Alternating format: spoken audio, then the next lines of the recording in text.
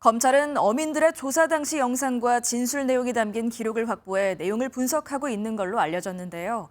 3년 전 어선에서 혈흔이 발견됐다는 통일부의 주장과 정면 배치되는 검역관의 증언도 나왔습니다. 이런 가운데 보수 성향 시민단체들은 문재인 전 대통령을 살인죄로 검찰에 고발했습니다. 박자은 기자가 취재했습니다. MBN 취재 내용을 종합하면 검찰은 국정원 압수수색에서 귀순 의향서 작성 당시 녹화된 영상 자료와 탈북 어민 진술을 바탕으로 작성된 보고서 등을 확보해 분석 중인 것으로 전해집니다.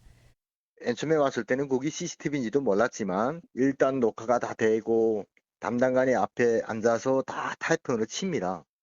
검찰 안팎에선 당사자들이 직접 쓴 귀순 의향서 등이 있다면 귀순 의사가 있는 것으로 봐야 하고 진정성을 따지는 건 위장 간첩 등을 구분하는 경우에 한정된다는 지적이 나옵니다. 앞서 보수 성향의 시민단체들은 문재인 전 대통령이 강제 북송을 결정한 최고 지시자라며 국제형사범죄법 위반 등 5가지 혐의로 고발했습니다.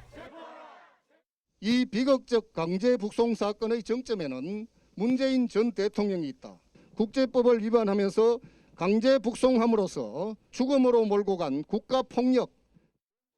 검찰은 압수물 분석과 참고인 조사 등을 마치는 대로 정의용 전 청와대 국가안보실장 등을 소환 조사할 방침입니다. 이런 가운데 3년 전 어선에서 혈흔이 발견됐다고 주장한 통일부 측과 정면 배치되는 당시 어선 검역관의 증언이 나와 탈북어민 북송과 관련한 진실 공방이 계속될 전망입니다. MBN 뉴스 박자은입니다.